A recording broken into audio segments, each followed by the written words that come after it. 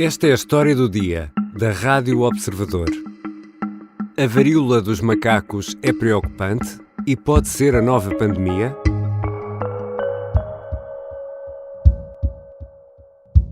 Quando há contacto muito próximo com uma pessoa infectada, um contacto prolongado e, nomeadamente, contacto com gotículas respiratórias ou com as lesões cutâneas que caracterizam esta situação. Margarida Tavares é médica, é especialista escolhida pela Direção-Geral da Saúde para coordenar a equipa que está a vigiar a varíola dos macacos. Portugal, Espanha e Reino Unido lideram a lista de 16 países de todo o mundo onde foi detectada a doença. As autoridades de saúde apelam a que se dê atenção aos sintomas.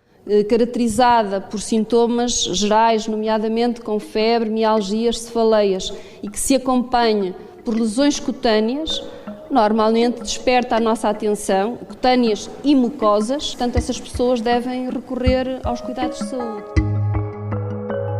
É uma doença comum em alguns países, é endémica na designação oficial, mas Portugal não é um deles. Não é a primeira vez que por cá se registram casos, mas agora o número de doentes faz soar as campainhas. Além disso, há casos detectados em 16 países, da Austrália ao Canadá. O que se passa com a varíola dos macacos?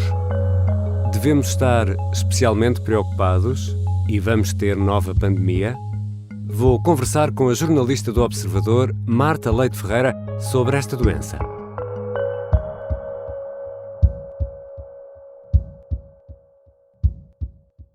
Bem-vinda, Marta. Obrigada, Ricardo. No episódio de sexta-feira estivemos a falar de Covid-19 e da forma como a doença está a voltar em força. E hoje vamos falar da varíola dos macacos. Marta, isto já não é a história do dia, isto já parece o vírus do dia, é verdade, com a Marta sim. Leite Ferreira. Não temos direito aqui a uma trégua, não? Não temos. Aliás, vivemos tempos muito estranhos, porque houve a hepatite aguda nas crianças, houve casos de gripe A, que é tão temida, e lembro no início da Covid-19 de ouvirmos Bill Gates dizer que nos tinha avisado sobre a pandemia de Covid-19 e que a próxima podia estar para breve e que até podia ser pior. Pode ser que ele não tenha razão sobre esta. Esperemos que não. Vamos então aqui desde o início. Marta, que doença é esta? Nós dizemos varíola dos macacos, mas o nome científico é infecção pelo vírus monkeypox. Monkeypox porque foi descoberta pela primeira vez em colónias de macacos usados em investigações científicas. A doença parecia varíola, que em inglês diz smallpox, mas era em macacos, que em inglês é monkey, e portanto ficou monkeypox. É um vírus que é primo do que é responsável pela varíola humana, uma doença considerada erradicada em 1980, mas é zoonótico, ou seja, saltou de animais, neste caso primatas, para os humanos. E se é vírus, tem variantes, tem linhagens. Esta que agora foi detectada em Portugal é mais ou menos grave? É a menos grave. Há duas variantes deste vírus, pelo menos descobertas, são duas clades, é assim que se chamam os subtipos destes vírus, uma que circula sobretudo na África Central e outra que se encontra mais regularmente na África Ocidental. Por cá, o Instituto Ricardo Jorge, que foi a primeira entidade do mundo a sequenciar o genoma deste vírus, descobriu que os casos são da variante ocidental, da África Ocidental, que é a menos agressiva, de facto. Pelo menos um ponto positivo. E esta é uma doença perigosa, Marta? Nós, neste caso, temos de pensar tal e qual como pensávamos e ainda pensamos com o SARS-CoV-2 e a Covid-19. Há pessoas que podem suportar melhor uma infecção por este vírus e outras que vão sofrer mais se forem infectadas. As pessoas que estão mais vulneráveis, caso fiquem infectadas, costumam ser as crianças com menos de 5 anos, porque a imunidade delas ainda está a ser construída. Claro. As grávidas, porque durante a gravidez o sistema imunitário baixa um pouco a guarda a favor do feto, e as pessoas com doenças ou em tratamentos que diminuem a resposta do sistema imunitário, como pessoas que passaram por transplantes ou pessoas que estão a fazer quimioterapia ou radioterapia. Podemos pensar também nos idosos, por exemplo. A mortalidade desta variante... Era isso que te ia perguntar, como é que é a mortalidade? Também depende da variante para que olharmos, mas neste caso, aquela variante que está em circulação em Portugal, a mortalidade é a mais pequena, é de 1%. Ou seja, em cada 100 pessoas infectadas pelo vírus monkeypox, uma não resiste e morre. E a esmagadora maioria das pessoas até recupera sem um tratamento muito complexo. Normalmente tratam-se diretamente os sintomas, usa-se medicação contra a febre, porque a pessoa tem febre, ou contra lesões cutâneas, se a pessoa tiver aquelas feridas que caracterizam a varíola. Portanto, apesar de tudo, isto é controlável para este tipo de linhagem. A estimativa, se olharmos para todos os casos de varíola dos macacos, independentemente da variante, a mortalidade é 10%. Aí é superior. Sim, mas é preciso notar que a maioria dos casos ocorre em países africanos com sistemas de saúde mais fragilizados, com uma população geneticamente muito diferente da nossa também e com outro estilo de vida. Por isso estes números têm de ser interpretados com cautela. Se calhar, se estes casos fossem identificados noutros países, a estimativa da mortalidade seria também diferente. For the broader population, the likelihood of spread is very low. However, the likelihood of further spread of the virus through close contact, for example, during sexual activities among persons with multiple sexual partners, is considered to be high. E nos últimos dias também ouvimos várias referências ao facto dos doentes detectados em Portugal serem homossexuais. Esta é uma doença que, no entanto, e vamos aproveitar para esclarecer isto também mais uma vez, Sim. Não tem nada a ver com a orientação sexual. Não tem mesmo nada a ver. Neste caso específico é mesmo preciso fazer esta ressalva. A própria comunidade científica não assume que todos os casos estejam a ocorrer entre homossexuais. O que diz é que em Portugal, e na esmagadora maioria dos casos, todos eles são de homens que fizeram sexo com outros homens. São coisas diferentes e nisto as ciências médicas devem ser sensíveis também às ciências sociais, porque as duas andam de mãos dadas neste caso particular. Provavelmente foi uma coincidência ter havido esse contacto como fonte inicial, digamos assim, porque até normalmente o que acontece, há sempre uma origem animal, ou seja, um primeiro caso em humano que depois consegue transmitir a outro humano, terá partido do contacto com um animal. O facto de todos os casos estarem a ocorrer entre homens que fizeram sexo com outros homens só significa que foi nesta comunidade que o surto começou, por coincidência. E digo coincidência porque, no limite, todos os infectados podiam ter em comum o facto de terem olhos verdes ou serem de outra orientação sexual qualquer. Claro. Neste caso, a informação de que são homens que fazem sexo com outros homens só importa de um ponto de vista epidemiológico para compreender a evolução do surto, isto é, como é que começou, onde, e para compreender como é que está a acontecer o contágio, mas nada diz sobre a orientação sexual de ninguém. E Marta Leite Ferreira, já sabemos quem é o paciente zero? Não sabemos, mas desconfia-se de algumas características que deve ter. Como a maioria dos casos detectados em Portugal e também no estrangeiro, nos outros países ocidentais com surtos, está a acontecer entre homens que fazem sexo com outros homens, na faixa etária entre os 20 e os 60 anos, mais ou menos, o mais provável é que o paciente zero também seja assim. Normalmente estes surtos acontecem porque o vírus salta dos primatas para um humano que depois passa para outros humanos. O que as autoridades de saúde internacionais teorizam é que a transmissão pode ter sido aumentada pela participação de uma pessoa infectada, que pode ser o paciente zero ou algum com quem ele tenha tido contacto, num evento em massa, como um concerto, por exemplo. Okay. Mas voltemos um pouco atrás àquela questão dos homens que fazem sexo com outros homens. Lá fora, os investigadores europeus dizem que os surtos de infecções sexualmente transmissíveis nesta comunidade podem estar relacionados com viagens ao exterior, com a participação em eventos sociais em massa. E exemplificam que um desses eventos pode ter sido uma marcha de orgulho gay, porque tem havido muitos pela Europa e são muito comuns na primavera e no verão, e aliás houve um há pouco tempo, ainda este mês, na Gran Canária, mesmo aqui ao lado.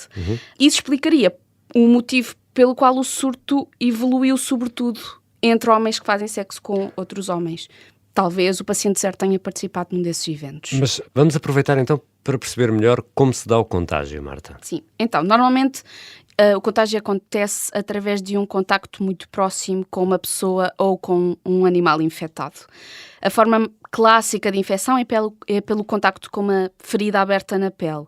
Mas a ferida também não tem de ser grande, não é preciso um acidente, pode ser algo invisível ao nosso olhar, um pequeno corte na pele. Também pode acontecer por contacto com as mucosas, olhos, nariz, boca e genitais também, e por gotículas expelidas pelo sistema respiratório. Como durante um ato sexual, tudo isso pode acontecer, isso justifica porque é que essa tem sido a principal via de transmissão nestes casos. E o que é que os infectados devem fazer? Em Portugal, quem testa positivo ou quem desconfia que está infectado está a receber recomendações para se abster de qualquer contacto com terceiros. Está a fazer um isolamento. E também não pode partilhar objetos com outras pessoas. Talheres, roupa, nada disso. E tem de ser acompanhado por um médico assistente para monitorizar os sintomas e a severidade da doença. Mas é obrigatório ficar em casa? Não é obrigatório, é uma recomendação forte. Eu coloquei esta pergunta à infecciologista Margarida Tavares e o que ela me diz é que os doentes ficam num regime como os de quem está infectado com o coronavírus. Há uma recomendação muito clara que é dada a cada pessoa que foi diagnosticada ou que tem essa suspeita de que se abstenha de contacto próximo com outras pessoas, todo tipo de contacto próximo com outras pessoas, nomeadamente pele a pele, uso de máscara se estiver a conviver com outras pessoas, até à resolução das lesões cutâneas. Não é necessariamente 21 dias. No caso da varíola, a pessoa não tem alta até que os sintomas passem. E na Covid-19 sabemos que há um tempo determinado e que esse tempo só é prolongado por indicação médica. E também porque não há ninguém realmente a monitorizar os infectados com monkeypox. Não há possibilidade de um agente da PSP ou um militar da GNR ir bater à porta de uma pessoa para confirmar se está a cumprir quarentena. E é preciso lembrar que isso acontecia, sim. sobretudo no início da pandemia de Covid-19. Também não há multas ou consequências legais imediatas para estes casos em particular. Já percebemos que este é um vírus que vem dos macacos para os homens. Sim. É transmissível também a outros animais, por exemplo, aos animais de estimação e através dos animais de estimação? Sim. Aliás, foi o que aconteceu no último grande surto de varíola dos macacos no mundo ocidental. Aconteceu em 2003, nos Estados Unidos, quando se importaram roedores africanos que estavam infectados e passaram o vírus a cães da pradaria norte-americanos. Aqui não estamos mesmo a falar de caninos, estamos a falar de roedores que se chamam cães da pradaria. Sim. E eles, por sua vez, passaram aos seus donos e criou-se aí um surto. Mas vamos pensar em gatos, por exemplo. Não sei se tens gato, Ricardo. Não, atualmente não. Não tens nenhum animal de estimação. Não. Imagina que tens um gato e que esse gato está infectado. E esse gato lambe-te a cara, porque é um gato extremamente amistoso. E sabemos que os gatos gostam de fazer, e dá também umas marradinhas de vez em quando. Exatamente. Bastava que tu tivesses uma ferida no rosto, por teres feito a barba, que era possível que o gato que tinha o vírus na saliva tivesse passado o vírus através da ferida e aí podias ter um contágio. E o contrário também pode acontecer. Pelo menos o Centro Europeu de Prevenção e Controlo de Doenças, o ECDC, emitiu ainda esta semana uma recomendação para que os infectados se afastem dos animais de estimação, porque a passagem dos humanos para esses animais é teoricamente possível. Há registro de casos em vários países, como em Portugal. Portugal já teve casos desta varíola dos macacos, deste monkeypox, mas casos em 16 países ao mesmo tempo não é normal. Não é. Pontualmente têm aparecido casos ou pequenos surtos num ou outro país. Aconteceu nos Estados Unidos, como acabámos de falar, também em Inglaterra, relativamente recente, mas nada desta dimensão. Nunca se tinham registado surtos em múltiplos países ao mesmo tempo. E aqui nem sequer estamos a contar com aqueles em que a doença é endémica. Estamos a falar de países onde encontrar casos de monkeypox simplesmente não é normal, como a própria OMS aponta. The countries that are reporting monkeypox now are countries that do not normally have outbreaks of monkeypox. There are several countries in which this disease is endemic. Os cientistas ainda estão a tentar perceber o que é que aconteceu para, de repente, termos esta conjunção de surtos no mundo. Se foi o vírus que mudou, entrou em mutação e, de repente, conseguiu ser mais transmissível, ou se o nosso comportamento também mudou. E há vacina? E é uma vacina muito especial porque a vacina contra a varíola em humanos foi a primeira a ser desenvolvida no mundo. E quem a apanhou, ou quem teve a doença e recuperou, tem alguma proteção contra este vírus também. Eu não consegui perceber que percentagem da população portuguesa está vacinada contra a varíola ou teve varíola e recuperou, mas pude perceber que deve ser uma porção considerável. Em 1980, a OMS recomendou a descontinuação da vacinação rotineira contra a varíola porque a doença foi considerada erradicada. O último caso de varíola humana foi detectado em 1977. Por cá, pelo menos até 1973, que foi quando houve o último caso de varíola em humanos em Portugal, ela era distribuída em massa.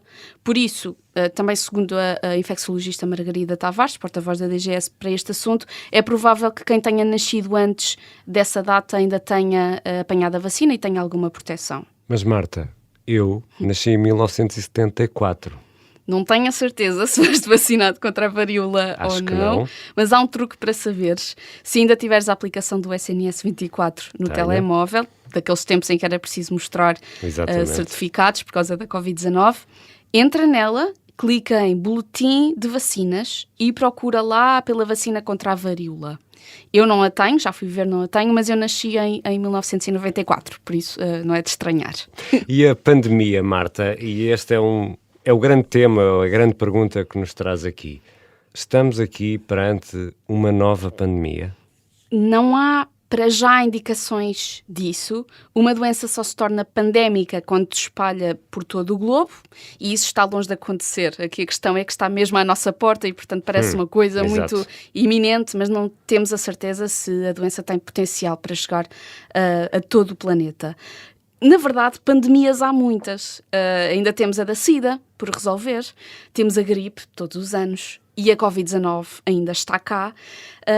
E ainda não podíamos ter a certeza se a varíola dos macacos se vai juntar a este rolo de doenças.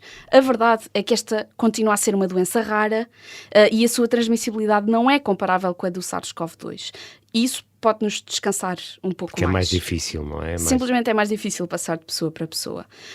E também descansa o facto de algumas pessoas terem realmente imunidade ao vírus, nem que seja pelo facto de terem sido vacinadas contra a varíola humana.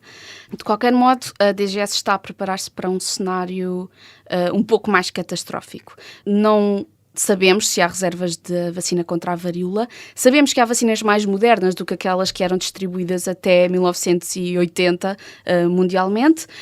E então o que a DGS está a fazer, em parceria com as outras autoridades de saúde em Portugal, é tentar perceber se vale a pena adquirir mais vacinas e distribuí-las em massa. Está a ser equacionado, juntamente com as autoridades europeias, essa possibilidade. A OMS acredita que é possível conter estes surtos de varíola dos macacos sem vacinação em massa. Nada parecido àquilo que tivemos com a Covid-19. E Portugal é, nesta altura, um dos 3 países mais afetados. Sim, é dos 16 países ocidentais onde já foram encontrados casos de infecção pelo vírus monkeypox. Portugal é o terceiro, com 39 casos até agora. O surto mais preocupante neste momento é o do Reino Unido. Lá há 56 casos confirmados. E depois vem Espanha, mesmo aqui ao lado, com 41. Temos de ter em mente que isto são apenas os casos confirmados. Nós sabemos que há mais casos suspeitos e que há aqueles que nem sequer estão sob vigilância. Sim, nem diagnosticados, nem sequer debaixo do olhar das autoridades de saúde. É preciso ver que os vírus circulam sem a nossa permissão, portanto pode haver outros casos que estão a passar despercebidos às autoridades de saúde. Quantos são é que ainda não sabemos, porque o índice de transmissibilidade ainda não está completamente calculado. Obrigado, Marta. Obrigada, Ricardo. Marta Leite Ferreira é jornalista do Observador. Vale a pena ler com atenção a entrevista que fez a Margarida Tavares, a especialista escolhida pela Direção-Geral da Saúde para acompanhar estes casos. Esta foi a história do dia. A sonoplastia é da Beatriz Martel Garcia. A música do genérico do João Ribeiro. Eu sou Ricardo Conceição. Até amanhã.